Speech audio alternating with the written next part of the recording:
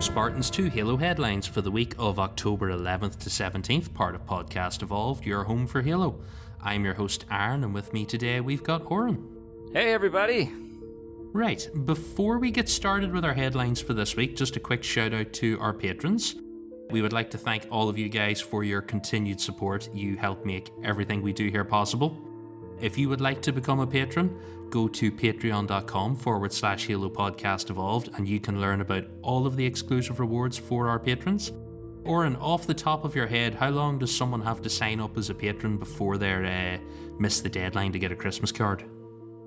Let's see, as of recording this, it is the October 17th, so I think as long as you're a patron during the month of either November or December, you should be eligible. We're reaching out to an artist now to do our piece for us, and we'll try to mail them out at the beginning of December so they arrive in time for the holidays. Excellent. So there are other exclusive rewards as well, including our soundtrack, but you can go to the Patreon page and see what is available. Right, we are going to dive into the headlines for this week. We have a couple of things, Oren, you're going to take us through. It was a pretty big week in terms of just what was said, I'd say, even though the content is rather, standard. We got our first official ranked and competitive reveal for Halo multiplayer, which is pretty big coming from Halo, as it is a very competitive game over the last 2 decades. It's kind of like a mini Inside Infinite blog, if you want to think about it that way. There's a lot of developer conversations and design philosophy that Tashi goes into with the different 343 developers. So if you want the nitty and gritty sort of development process, definitely check out the blog post. If you're looking for just the TLDR, too long didn't read, I have the notes right here, which they actually included at the beginning of the blog post. So most of it is really Tashi's words.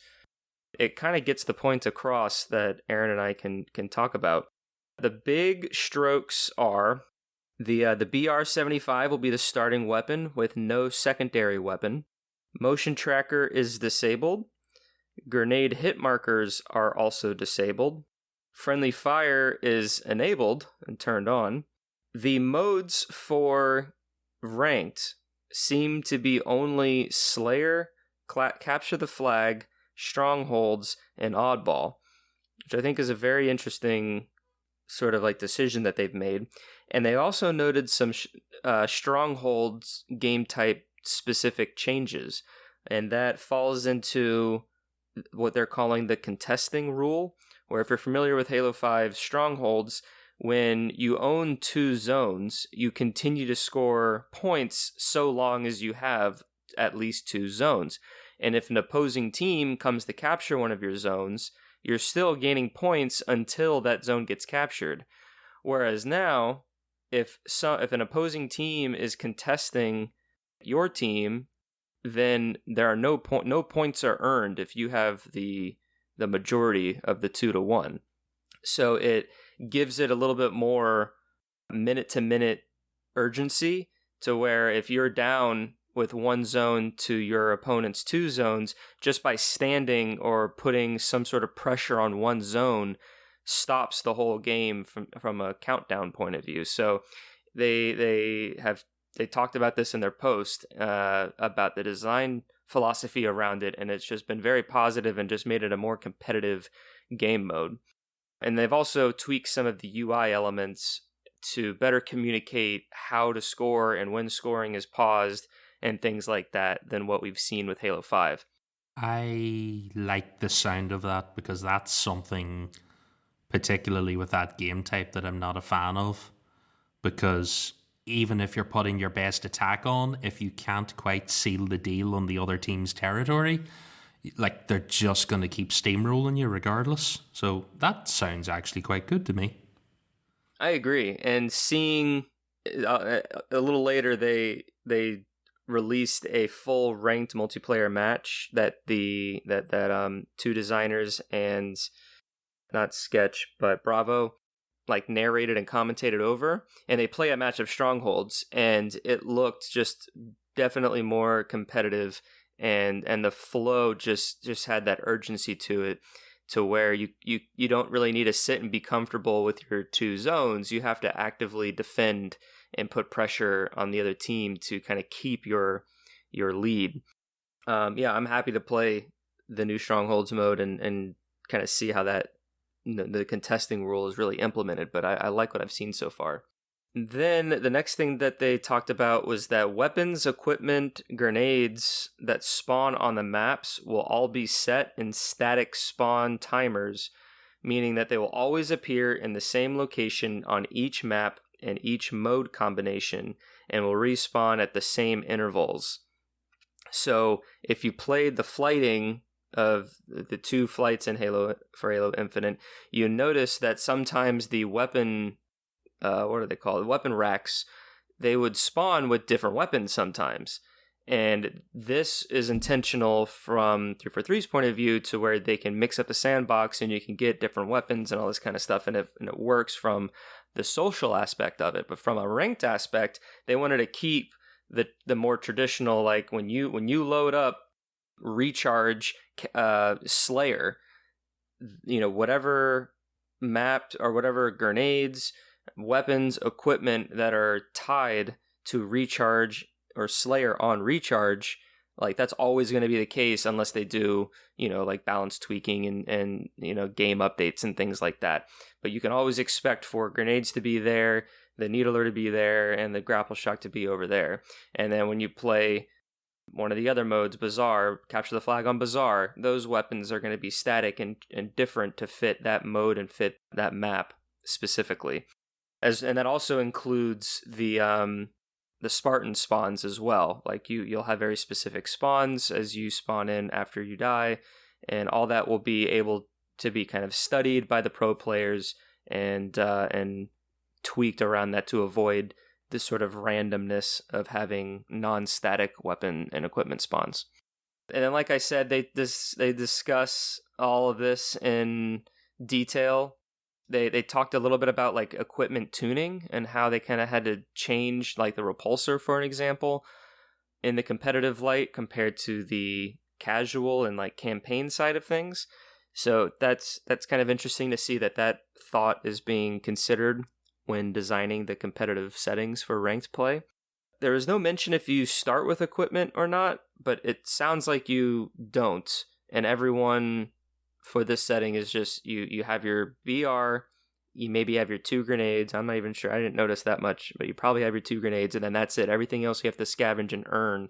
And they really talked about this in the blog as well as the match video commentary, that they wanted information to be earned and not given. And that's why the motion tracker is disabled. Like to know where a guy is, they want you to earn that information by talking with your teammates or seeing that person. And when you throw your grenades, they're not going to tell you if it hit or not. You got to throw your grenade, aim it, and then unless you get the kill feed or you poke your head around and you see if they were damaged or not. So it was great introduction to the competitive play. I definitely recommend people check out the video. It's about 16 minutes on Halo's YouTube channel. I'm excited. I think the skill ceiling is so much higher. I mean, really the highest it's been maybe ever, or back into at least like Halo 3 days. So it's going to be interesting come launch time as everyone's trying to acclimate themselves to the new settings and the movement and all that kind of stuff. Aaron, do you see yourself diving into any competitive play, or are you going to kind of stick with the casual playlists? I will be a strictly social or PvE person. I didn't play a lot of competitive at the best of times, but it's just too stressful for me now. Even back in the old days of Halo, when people in general weren't as good at like multiplayer shooters, that those days are gone. Like my niece and nephew, if they probably put their minds to it, could outplay me at this point, because everyone's just playing shooters all the time. So I feel like it's well beyond me now. Like everything you've talked about there sounds pretty good, makes sense. I haven't seen any major sort of outrage online so far, so I feel like it's gone down all right with the competitive people. I know there's always that age-old DMR start or BR starts and assault rifle starts, and this and that and the other, but like this all came out and everyone seemed reasonably happy, so I can assume that the competitive people aren't too upset. I think the general consensus online is the motion tracker being completely disabled, because Halo 5 did this interesting hybrid, and I think this was present in the Halo Infinite flights, was that only certain actions appeared on the motion tracker, like sprinting or clambering or actually firing, whereas if you were just walking around the map, like, you didn't appear on the radar. And so people and players would rely on the radar, and then a guy would like pop out of nowhere because they weren't doing any abilities or anything. And so to completely remove it, some players are like, "Oh, well, you know, that's making it too competitive and this and that." And it's very much so. Where do you fall on the line for the competitive nature of it?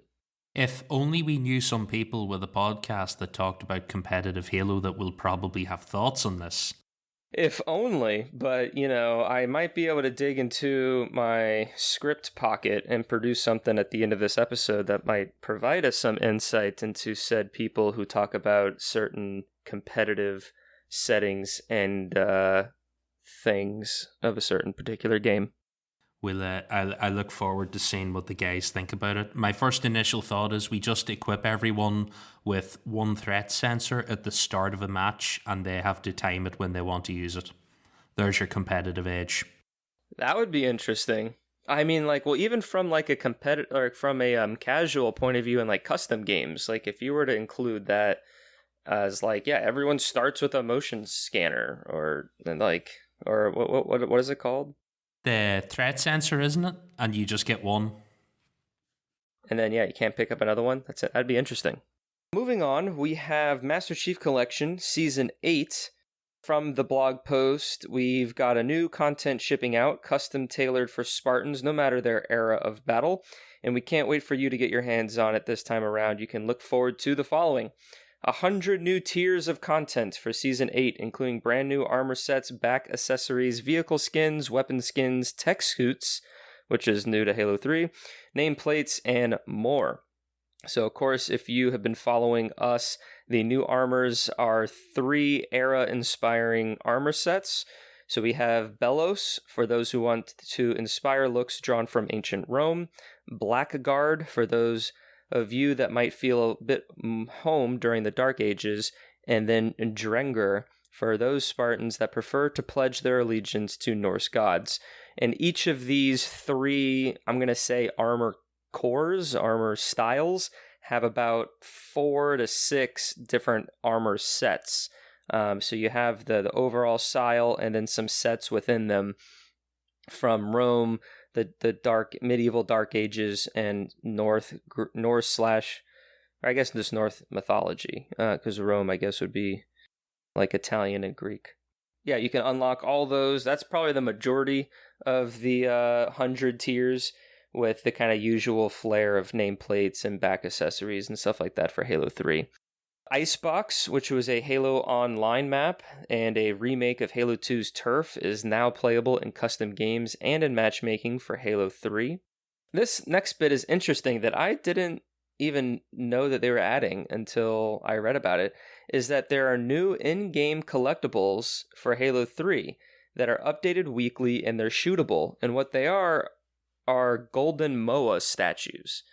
And I need to log in and check this out, but I would imagine it like each week it'll be like a different map, and it'll be like, find the golden Moa for Sierra 117. And so you would play the mission and you would look for the collectible, and you know, and then every week would be a different level. So then after 9 weeks you'd play all 9 missions of Halo 3, and then you can get a cool armor or whatever, or there's a reward, but I didn't put it down in there. But I think that's pretty cool. Like, I've played the freaking Halo 3's campaign so many times and found all the skulls and did all the jumps and stuff, but to kind of add something else to go find and hunt, definitely need to kind of get in on. I think that's really cool. Let's see, we've updated custom game options for Halo 3 ODST Firefight. So that's bringing the per wave customization options, including skulls, dropships, map hazards, bonus rounds, and enemy squad types, a bit more in line to the type of customization options you can do in Halo Reach's Firefight, which is dubbed Firefight 2.0. So this kind of brings Firefight 1.0 to the same 2.0 standard within ODST. The Sentinel enemy type has been added, but there was a disclaimer, I think last week or the week before, that the Elites and Flood enemy squad types did not make this ship date, but are planned in a future update, which I'm not sure if that means this year, if they're going to just squeeze it out before the end of the year, because there was a previous statement from 343 saying that there will be no more Master Chief Collection updates for the rest of this year after the Season 8 update. So I don't know if they're going to make a little exception for Elites and Floods and ODST Firefight, or if that's something coming in early 2022, with 343's primary focus being on launching Halo Infinite this December. And then the last few notes here that comes with Season 8 of Master Chief Collection is custom game browser support added for Halo Combat Evolved and Halo 2. It was previously only available for Halo 3. Now it's moved on and now support those two games, as well as mod support, which was previously only available in Halo CE, now available for Halo 2 Classic and in Halo 3 for you modders out there. Aaron, have you been able to download and try Season 8 yet? Oh, not at all. I have been finishing up Mass Effect 3, so I am completely involved in that. But I did catch the thing earlier about the Golden Moa statues, and I really like the idea of that. Like, you know everything about Halo 3, and you sort of know where everything's coming from. Sometimes, like, you get to the stage where you play these games, you know, like, I know where the enemies are coming from, and I know how many there are going to be and all the rest of it. So I like the idea of adding new collectibles into the game that you haven't seen before. And, like, it seems like a good opportunity to do things like you can put them in places that maybe, you know, speedrunners have figured out over the years and stuff like that, and teach people how to get to new weird places in the game. I'm all for that. And I love the additional stuff added to Firefight as well. They really have gone sort of above and beyond lately with Master Chief Collection. I'm so glad the game has had such a turnaround from the dark days when everything was on fire. Yes, we don't speak about those days back in 2014. Wow, like that's so long ago. Now Master Chief Collection is fixed and the world is on fire. Yes, indeed. Is it too late to trade back? Trade back. So then that's really the big two topics of the week. But what I wanted to do is just kind of restate something from last week's Halo headlines, which came from the Waypoint V Next update blog post, that there's going to be a big update to Halo Waypoint that comes on November 1st. And so I just wanted to reiterate what is being left behind. If you want to check out the blog post or even listen to last week's Halo Headlines episode, I talk about what's coming in Waypoint Next, but I want to just remind people who may have missed it last week of what's being left behind, because with this update, they will be leaving behind some content on the web side of things, and that includes Halo 5 Spartan companies browsing Halo 5 user-generated content, Halo Wars 2 service record, the universe section, and some older news articles. Spartan companies for Halo 5 will still appear in Halo 5, but there will no longer be an interface, and you won't be able to edit your Spartan company, the info, the roster, or anything like that on the website. So it's just going to basically live like as it is come November 1st. So your company's service record and commendations will not be visible, but you can still tick behind the scenes for the rewards like Achilles and other rec packs, and you'll still earn progress for that. So if you want to join our Spartan company, I think I checked, and I think we hit 100 members again because of this news last week. You know, I might be able to check and see if maybe someone hasn't played Halo 5 in the last like 4 years, and give them the boot if some other people really want to join and they think they want to kind of be solidified in the Podcast Evolve Halo 5 Spartan company. Secondly, just to build upon what I just said about Halo Wars 2, the Halo Wars 2 service records will not be supported on the new website. So the Halo Wars 2 service record that you have on Halo Waypoint, if you want to archive it, you can do so via your web browser. You could take screenshots, things in that nature. The Halo Wars 2 public API and third-party services will remain unaffected. So if there is a third-party service that pulls the Halo Wars 2 API from their servers, then you'll still be able to see your service record and achievements and things in that platform. It just won't be supported on Halo Waypoint itself. So you should check those 2 bits out before it goes away in the beginning of November. And because we talked about this, of things that are going away, I also want to remind people and our listeners that the Xbox 360 Halo titles will no longer be, their online services will be shutting down, I think either on or shortly after December 18th. They announced this last year. If you are trying to get those last few achievements from any of those games, you better get started on them now. But you will no longer be able to do online sort of services with those games. I think you can still do System Link and local play. I don't know if like you and I, Aaron, can play Halo 3 on the original 360 through online. Like I think that server might be down, but 343 has been trying to be very transparent about this. So just wanted to remind everybody again of some things that will go away and transition for the future of Halo come 2022. Yeah, like it's probably not the most shocking thing in the world that these games are going to lose their support. Like they're 2 generations old now. They've probably gone longer than most titles would. Yeah, I think Halo Reach was, well, you had Halo Reach and then you had CE, which was the 10-year.